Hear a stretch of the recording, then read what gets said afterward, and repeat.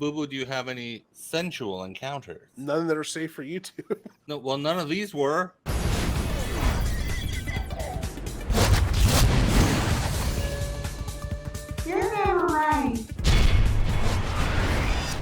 I'm here with Snippins, Lishy, Precious Boo Boo, or Microwavable Venus, and today we're talking sensual encounters with friends who love to give each other the business.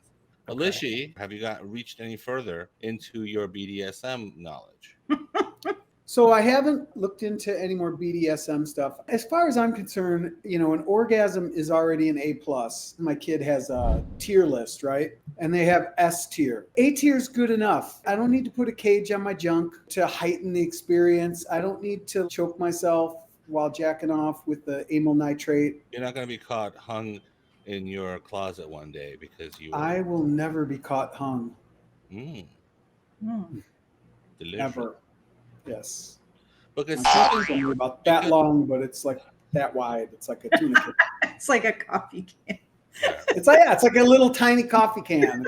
Because Snippins is here. Snippins is quite an authority. If you had any questions for Snippins, I'm sure she could shed some light. Well, I had a friend, this girl that I used to hang out with, and she talked about, she was into that. I was totally surprised. She's like a special ed teacher, and she's like talking about, oh yeah, I'm into the whole like costumes and stuff and BDSM. When he said costumes, I thought she meant while teaching. You got to keep them engaged. And she talked about like, even though she was submissive, she kind of like controlled things, which didn't make any sense to me. Well, the submissive because there has to be consent. And so the submissive kind of holds all the cards and sets the boundaries. By just yelling ow occasionally, or what? Well, whatever their safety word is, like petunia. My safe word is keep going. No, it's usually there's either a conversation, because different people are into different things. Like, so, is it like D&D? Like you have to create a character, and there's like a character sheet, and you have to roll dice before you start. That just takes too long. Why? It kind of takes the joy out of it for me personally. Well, people go to dungeons and stuff, and dragon and roar. So they meet like-minded people. Like if you go to a dungeon, is there an area where the penis cage people hang out, and so other groups? How do you traverse this environment to find the person that's into the kink that you are in? It's like anything else, right? You learn the lingo and communicate. Yeah, pretty much. It's like finding a party in an MMO. There's usually like demonstrations and stuff going on. And so it seems that there's a lot more submissives than doms. So usually there's like a line to hang out with a dom. You kind of just watch what they do. And if you're into it, then you talk to them about it. I have heard this in Los Angeles that someone was complaining that there's too many submissives and not enough doms. I have a off-the-wall theory about that. I bet a lot of people show up to be doms, but they're not the right kind of person who can handle that. So they probably get washed out pretty quickly from those communities. What I have noticed, I'm not an authority on this, but what I've noticed is people usually start out as submissives and then become doms because you got to practice. It's easier to learn different things. To me, it is mostly psychological. It's hard to find someone that you would click with, I would think. But some people are easier than me, I guess. I don't know. But Lishy, would you be interested in going into one of these dungeons and dungeoning around? I don't know, man, because I'm so insecure that I would probably end up a sub, and I don't want to be a sub. Do it for the pod, Lishy. We need content. Yeah. Like, take your... this reminds me of a story. I was part of this group of guys. None of us would ever have dates. My record would be like 1 year, one tryst, and I was like a stud in the group, except for another friend of mine he turned out to be gay, but he got more women than anyone I've ever known. I go to Vegas with some friends, and one of them is a single girl who I just met, and we go, and we're having fun, we're gambling, and I'm on, and I'm funny, and I'm winning, and her and I, we end up in the same bed, and I'm thinking it's platonic, right? And I'm trying to sleep, and I feel her touch me, and I'm like, so I move over, get away from her. I'm not I thought you leaned in. You fled? No, I'm moving over because I'm like, there was no spoken thing or unspoken thing. I wasn't getting any vibes. It's probably you threw down a smoke bomb and disengaged. Yeah, I was like, put up, concertina. But anyway, finally, I realized, because I moved over a couple times, finally I realized, oh my God. So we start up a thing, we date a couple times, and it gets to that point. And the times that we date, we leave her house and we go to her friend's house, and there's a guitar at her friend's house. And I can play and sing, and I'm quite charming on guitar and singing. Bonnie, will you vouch for me? Mm-hmm. Yeah. I heard you play. Well, the show will. Is that how he bedded you down, Ramon? You have played on the show. And so I'm on, and we go back to her house, and it's getting to be about that time, and she's really drunk. And she says, as we're going to go to bed, she says, I have to tell you something. I don't have a clitoris, I have a penis. And I was like, oh my God. I'm like, okay. I put my clothes back on. I'm like, I'm out of here. That's not what I'm into, because I'm freaked out. It's never happened to me before. And so me and the boys go out to see a movie together. I tell the boys about the story, and I am ordered to go back and investigate, because the one guy that we're with, he's a dictionary. He's like, well, she's either a pre-operative transvestite or she has a giant and large clitoris that looks like a penis. She could have blah, blah, blah, blah. And I'm like, and he's like, you have to go find out. I'm like, no, I don't want to. He's like, yes, your assignment, your directive is you have to go back and find out. I got her on the phone at one point, and I go, do you remember, she said, why haven't you called me? I go, well, because of what you said. She says, what are you talking about? I go, you don't remember what you said that night? That kind of freaked me out. It was kind of unexpected. And she's like, no. I'm like, you told me you have a And she laughed and laughed. And she says, well, do you want to go out? I go, yes, you have very large breasts, and I'd like to grab them. Because I'm like, I didn't want anything to be like latent, I want it all to be out there. I'm like, so we go, I meet up with her, and we have another great date, and it gets to that time again, and I start getting butterflies, because I'm like, oh my God. You're about to touch it. I don't want to. I really don't want to, but I've been assigned this thing, and I'm an adventurer. So, okay, so I have my assignment from the Gentlemen's Club. Mm. Ooh. I have an assignment from the League of Extraordinary Gentlemen. The League of No Dates. She has her shirt off, and that's awesome. And then she's doing this weird. She has this weird toy that's like a fur covered basketball hoop that she puts around her waist with a belt, and that's got it's like a cat toy, and a ball is hanging from a string. And if she thrusts her hips just right, the ball will go into the basket. I'm like, I've never seen anything like that before or since. And I'm getting butterflies, because I'm like, oh my God, I'm going to see your and finally I just blurred out. I said, I have to see your pussy. I just hey, we've all been You know what? As one does. She did show me, and she was, she had all the female plumbing parts and stuff. And did you just leave, or did you actually get to? Oh, no. I consummated. It was, I wasn't leaving her without. You're just like, all right. And then you write it down on your notepad for your friends. And then no penis. That's actually like a killer vibe check for women to do, is like, as things are progressing, you just tell the man, like, I have to tell you, I have it. And then if they panic. I'm still confused. Was she lying about it? I'm still don't know what's happening. Actually, I found out she was a hermaphrodite. No, just drunk. She was drunk, like a bad drunk. She was goofing and gaffing. So she was lying to you about having a penis, is what you're saying. Yeah, but that was my one tryst for the year. Then you got dared to actually go see it like a teen comedy movie. Why were they so concerned about it? Because it's exciting. It's an adventure.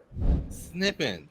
What? Well, give us one of the Snippin stories, since Lishi came out almost literally with this story. Why don't you give us a little snippets? Are we telling stories? Or... Oh, God damn it, stop saying that.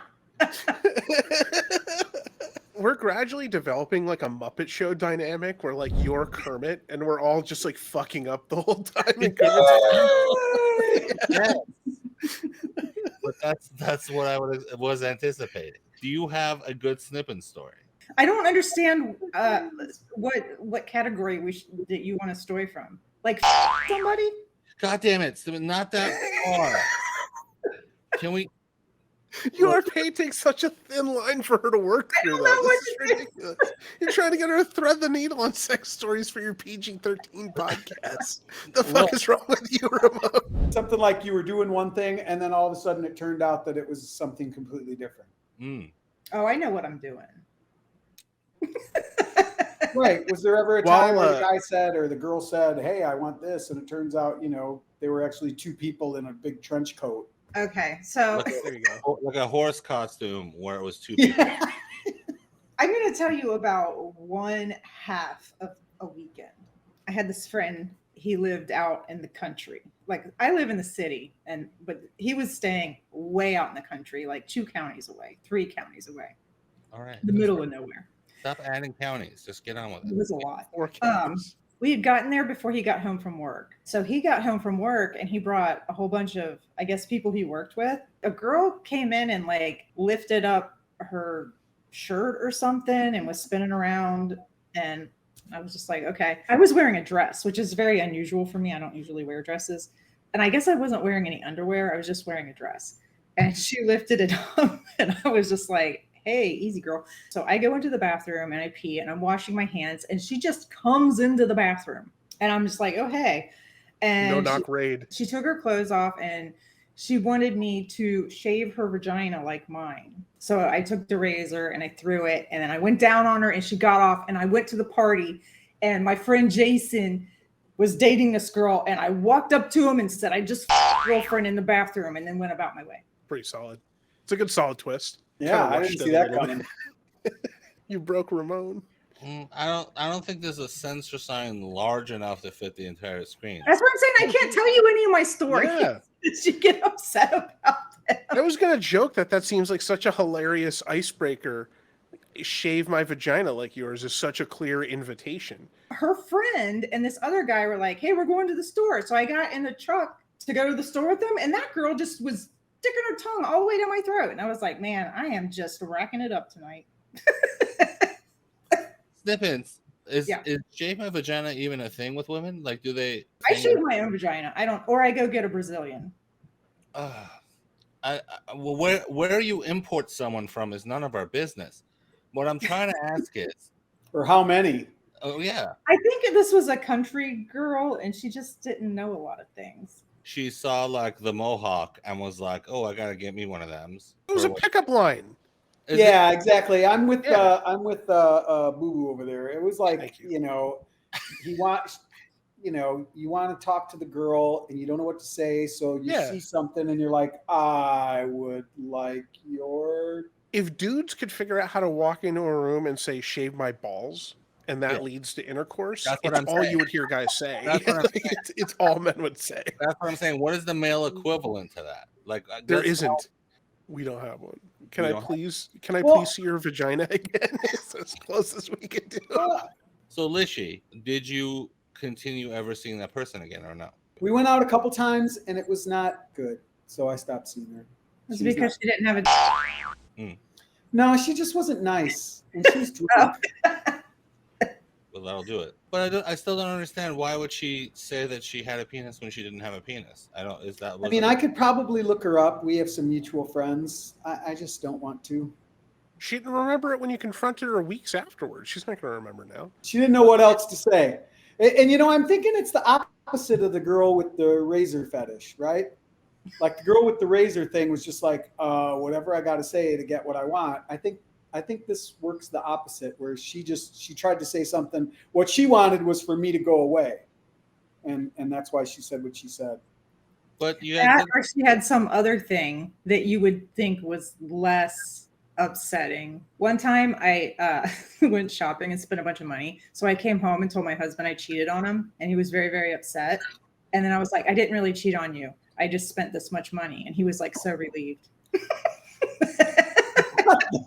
Fuck! This is what a sociopath does. I think that's a little gaslighty, to be honest. A little. I was joking. Aren't you glad I didn't cheat, though? No, because I knew I was wrong. So. And I shaved your sister. No, I didn't touch his sisters. Oh, there's more than one? And one of my ex-husbands had 2 sisters. They were twins. What I meant by more than one wasn't ex-husbands, it was sisters, but I understand where the confusion could have come in, especially with you, Snippins, who's had 7,000 ex-husbands. I'm just all over the place, I tell you. It's very rude.